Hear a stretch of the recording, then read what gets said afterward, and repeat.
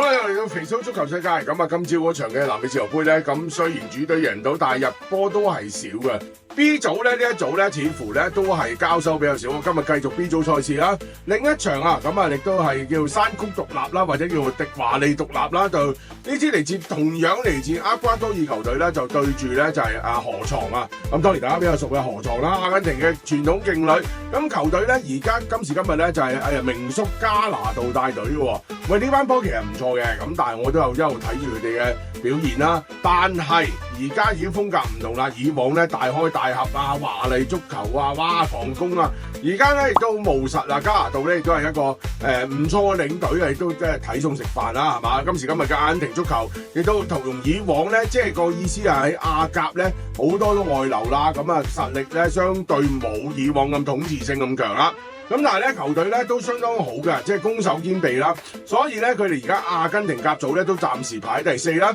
咁亦都喺呢個小組賽咧 B 組咧亦都有4分落袋㗎，1勝1和啊。咁啊當然啦，陣中亦都有唔少嘅天才球員啦。近期啊17歲仔嘅中前場啊，即係亦都係一個天才嘅馬斯杜安奴咧，亦都係俾歐洲各大球會咧注視㗎。咁但係咧話説咧講翻呢場波啊，喂，其實呢班波咧我就覺得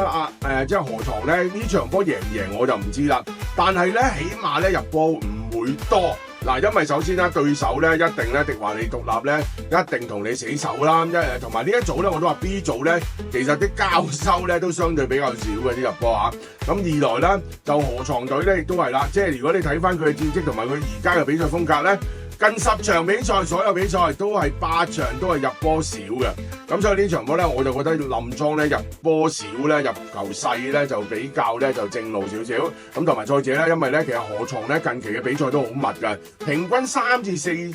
日咧就比賽一場，咁球隊嘅負荷咧相對都比較大嘅，咁所以咧，我覺得呢一組咧，即係尤其是咧喺個暫時打完2場嘅領先形勢下咧，河床亦都冇必要強攻啦，或者急啦，咁啊慢慢等機會啦。所以你會睇到呢班波咧，從來就算贏咧，都係主要都係小勝居多嘅。咁啊，所以咧，如果你未拉肥蘇嘅視頻號，肥蘇足球世界同埋文字版咧，就快啲趕緊啦。咁啊，另外咧。哇！咁啊，廚房方面咧繼續有良好表現，咁啊，所以咧唔到你唔信㗎，咁啊，繼續支持肥蘇足球世界。